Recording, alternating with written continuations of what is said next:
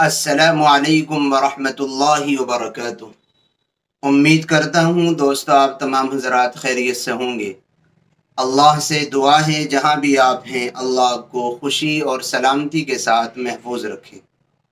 दोस्तों आज आप हज़रात की खिदमत में हम रूह के ताल्लुक़ से बात करना चाहते हैं और रूह के ताल्लुक़ से तीन अहम बातें और तीन अहम सवालों के जवाब आपकी खिदमत में अर्ज़ करने हैं, पेश करने हैं।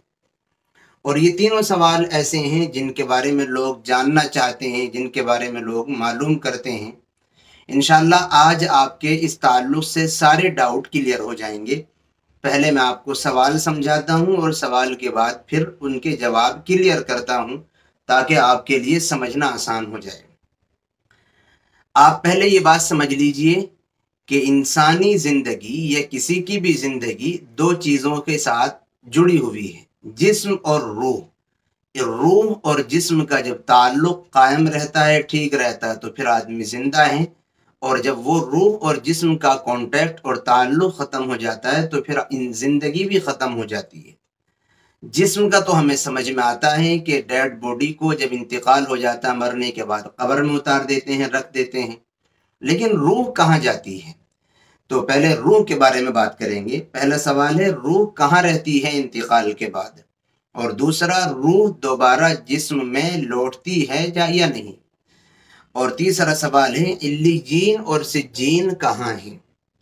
पहला सवाल क्लियर करते हैं कि रूह कहाँ रहती है। रूह कहाँ रहती है ये समझने से पहले ये जान लें कि रूह दो तरह की होती है, एक नेक बंदों की रूह और एक गुनहगार, काफिर, फुस्साक और फुज्जार की, कुफ्फार की रूह। तो नेक बंदों की रूह इंतकाल के बाद एक मकाम है सातवें आसमान पर, अर्श इलाही के नीचे, जन्नत से बिल्कुल मिला हुआ, जिसको कुरान करीम की ज़बान में इल्लीजीन कहा गया है।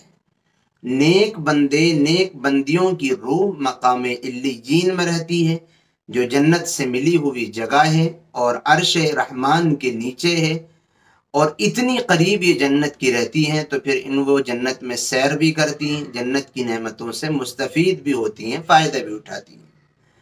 और बुरे लोग, कुफार और फुज्जार और फुस्साक की रूह कहाँ रहती है? याद रखें उनके लिए भी अल्लाह ने एक ठिकाना बनाया है, और फुस्साक और फुज्जार की रूह रहती है सिज्जीन में। अब ये सिज्जीन कहाँ है? सिज्जीन सातवीं ज़मीन में एक मकाम है, उस मकाम का नाम सिज्जीन है। और अहादीस में पैगंबर ने सल्लल्लाहु अलैहि वसल्लम ये बात इरशाद फरमाई है कि सिज्जीन के साथ जहन्नम बिल्कुल मिली हुई है। सिज्जीन और जहन्नम दोनों मिली हुई हैं। तो बुरे बंदे, गुनहगार और काफिरों की रूह सिज्जीन में रहती है, और जब इनकी रूह वहाँ रहती है तो जाहिर सी बात है इनको जहन्नम के करीब होने की वजह से वहाँ की अजियतें और तकलीफ़ों का एहसास भी होता होगा। तो बात क्लियर हो गई, रूह कहाँ रहती है? नेक बंदों की इल्लीजीन में, जो जन्नत के करीब अर्श इलाही के नीचे एक मकाम है।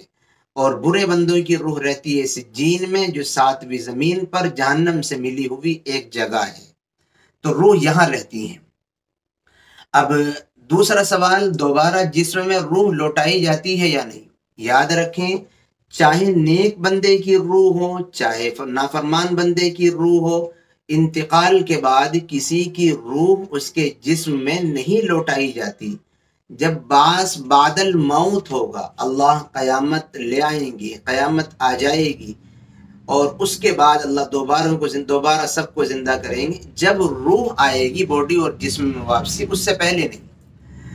उससे पहले रूह जिस्म में वापस नहीं आती। अलबत्ता रूह और जिस्म का एक ख़ास तरीक़े का कॉन्टैक्ट और ताल्लुक़ रहता है।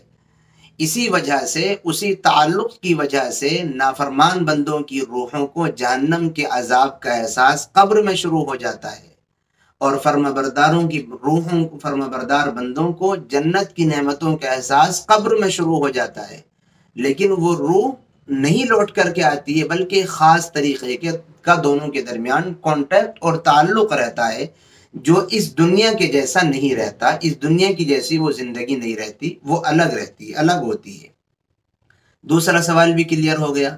تیسرا سوال یہ کہ علیجین اور سجین کہاں ہیں؟ یہ میں آپ کو بتا چکا ہوں اگرچہ کہ علیجین جنت سے ملی ہوئی اور عرش الہی کے نیچے 7ویں آسمان پر نیک لوگوں کی روح کا ٹھکانہ ہے، اور سجین 7ویں زمین پر جہنم سے ملی ہوئی برے اور گندے نافرمان فساق اور فجار کی روحوں کا ٹھکانہ ہے۔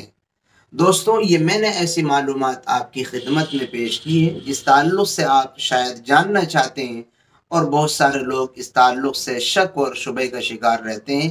یہ ساری باتیں ہمارے ایمان کو تازہ کرنے والی ہیں۔ جب ہم علیجین کے بارے میں سنیں گے کہ اتنے اچھے مقام پر اللہ نیک لوگوں کی روحوں کو رکھتا ہے، تو پھر ہمارے اندر یہ داعیہ اور جذبہ پیدا ہوگا ہم بھی نیک بن جائیں۔ اس لیے میں نے آپ کو سمجھایا ہے، دعاؤں کی درخواست ہے۔ پھر ملیں گے انشاءاللہ کسی نئی اور اچھی ویڈیو کے ساتھ۔ السلام علیکم ورحمۃ اللہ وبرکاتہ۔